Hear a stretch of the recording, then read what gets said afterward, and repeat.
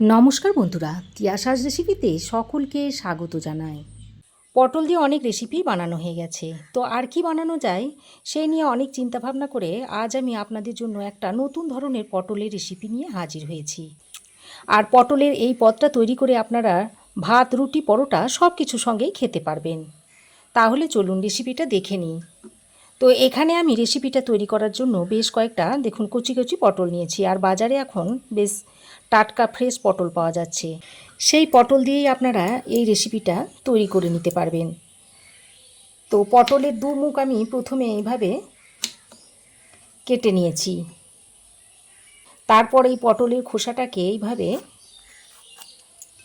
কেটে ফেলে দিচ্ছি।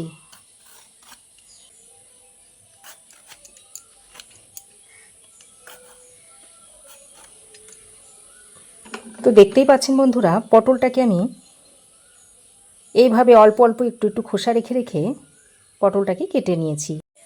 তো এইভাবে পটলটাকে কেটে নেওয়ার পর এবার এই পটলের মাঝখান দিয়ে এইভাবে একটু কাট করে নিচ্ছি। এইভাবে দেখুন কাট করে নিলে ভিতরে পর্যন্ত মশলাটা খুব ভালোভাবে পৌঁছে যাবে। তো দেখতেই পাচ্ছেন বন্ধুরা কিভাবে আমি পটলটাকে কাট করে নিয়েছি।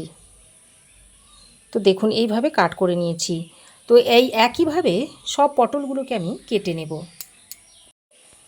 তারপর একটা বড় বাটির মধ্যে রেখে দিচ্ছি। তো সব পটলগুলোকে কেটে রেখে দিচ্ছি।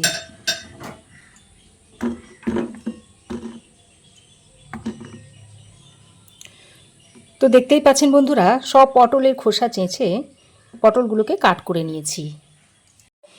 এবার আমি এখানে হাফ ইঞ্চ মতো আদার টুকরো আর কয়েকটা গোলমরিচ একসঙ্গে করে বেটে নিয়েছি।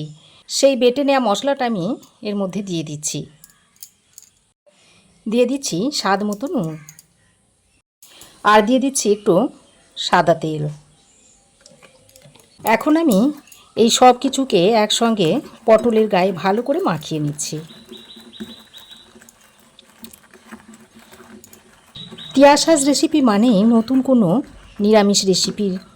তো খুব ভালো করে পটলের গায়ে মশলাটাকে মাখিয়ে নিয়েছি। এবার এটাকে 10 মিনিট মতো রেস্টে রেখে দেবো। ততক্ষণে এখানে আমি একটা বাটির মধ্যে নিয়েছি 1 টেবিল চামচ পরিমাণ টক দই। এবার এই টক দইয়ের মধ্যে দিয়ে দিচ্ছি হাফ চামচ পরিমাণ জিরে গুঁড়ো, আর হাফ চামচ পরিমাণ দিয়ে দিচ্ছি ধনে গুঁড়ো।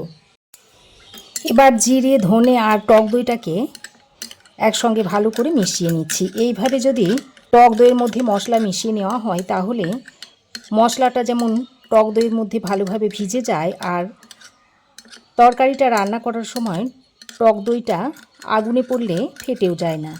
তো দেখুন খুব ভালো করে টক দই আর জিরে ধনের গুঁড়োটাকে মিশিয়ে নিয়েছি। এবার এটাকে এক সাইডে রেখে দিচ্ছি। এবার আমি একটা ফ্রাই প্যান গরম করে নিয়েছি। তারপর এর মধ্যে দিয়ে দিচ্ছি সাদা তেল। তেল ভালোভাবে গরম হলে এর মধ্যে দিয়ে দিচ্ছি হাফ চামচ পরিমাণ গোটা জিরে। তিয়াসাস রেসিপি মানেই নতুন নতুন মশলার ব্যবহার আর নতুন নতুন রান্না।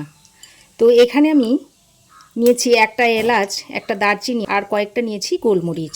এবারে এইগুলো দিয়ে দিচ্ছি এর মধ্যে। তারপর ফোড়নটা ফুটে উঠলে এর মধ্যে দিয়ে দিচ্ছি 1 মুঠো মতো চিনাবাদাম, আর দিয়ে দিচ্ছি 1 মুঠো সাদা তিল, আর কয়েক টুকরো আদা দিয়ে দিচ্ছি। এবার এই সব কিছুকে হালকা করে একটু ভেজে নেব। এইভাবে ভাজতে ভাজতে যখন দেখবেন বাদামটা একটু ফুটতে শুরু করেছে সেই পর্যায়ে এর মধ্যে জল ঢেলে দেব। তো দেখুন এরকম একটু লাল লাল করে ভেজে নিয়েছি মশলাটাকে। তারপর এর মধ্যে জল দিয়ে দিচ্ছি।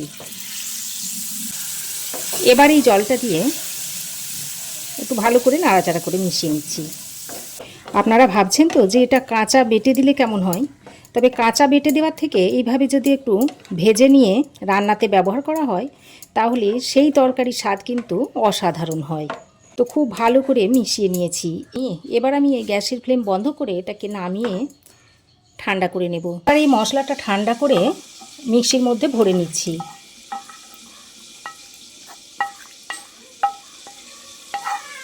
তারপর এই রকম একটু মিহি করে বেটে নিয়েছি। এবার আমি রান্নাটা করার জন্য কড়াই গরম করে দিয়ে দিচ্ছি পরিমাণ মতো সাদা তেল। আমি রান্নাটা সাদা তেল দিয়েই করব। রান্নাটা সাদা তেল দিয়ে করলে খেতে খুবই ভালো হবে। এবার এই তেলটা ভালোভাবে গরম হয়ে গেলে এখন আমি এর মধ্যে ম্যারিনেট করা পটলটাকে দিয়ে দিচ্ছি। পটলটাকে দিয়ে হাই ফ্লেমে বেশ কিছুক্ষণ ভেজে নেব।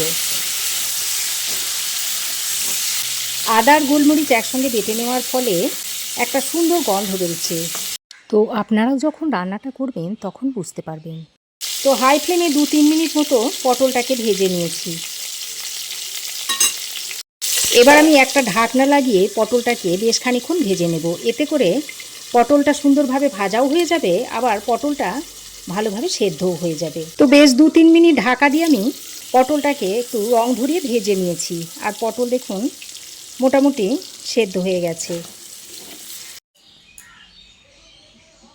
একটা মিডিয়াম সাইজের টমেটোকে আমি এরকম টুকরো করে নিয়েছি। এবার আমি এর মধ্যে কেটে রাখা টমেটোটা দিয়ে দিচ্ছি।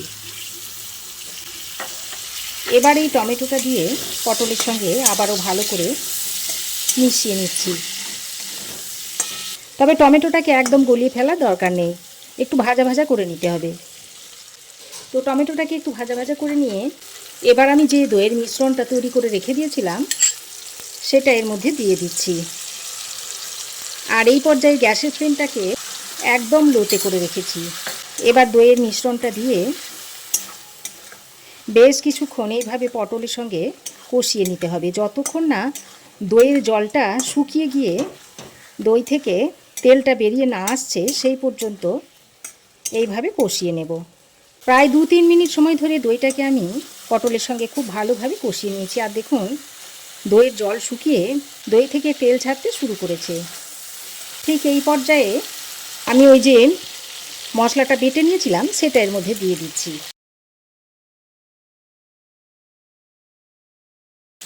মশলাটা দিয়ে আবারও সব কিছুকে একসঙ্গে ভালো করে মিশিয়ে নিচ্ছি।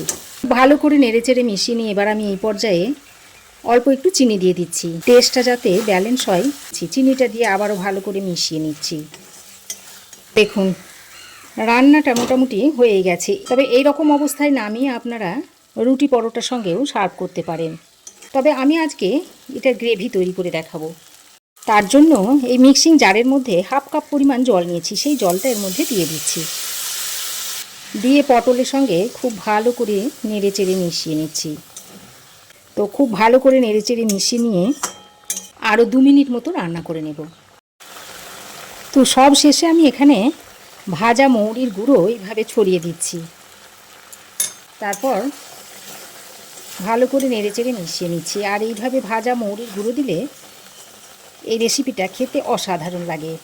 তো দেখুন রেসিপিটা তৈরি হয়ে গেছে। এখন এটা আপনারা ভাত, রুটি, পরোটা সব কিছুর সঙ্গেই সার্ভ করতে পারবেন। তৈরি হয়ে গেল দুর্দান্ত স্বাদের নিরামিষ পটলের নতুন রেসিপি। তো আমার এই আজকের এই দুর্দান্ত স্বাদের নতুন নিরামিষ পটলের রেসিপি আপনাদের কেমন লাগলো অবশ্যই একটা কমেন্ট করে জানাবেন। আর রেসিপিটা যদি ভালো লাগে তো অবশ্যই একটা লাইক, শেয়ার, কমেন্ট করবেন। আর এরকমই নতুন নতুন রেসিপি পেতে চাইলে চ্যানেলটাকে সাবস্ক্রাইব করে নেবেন। আজ এ পর্যন্তই। আবার দেখা হবে নতুন কোনো রেসিপি নিয়ে নেক্সট এপিসোডে। সে পর্যন্ত ভালো থাকবেন, সুস্থ থাকবেন। ধন্যবাদ।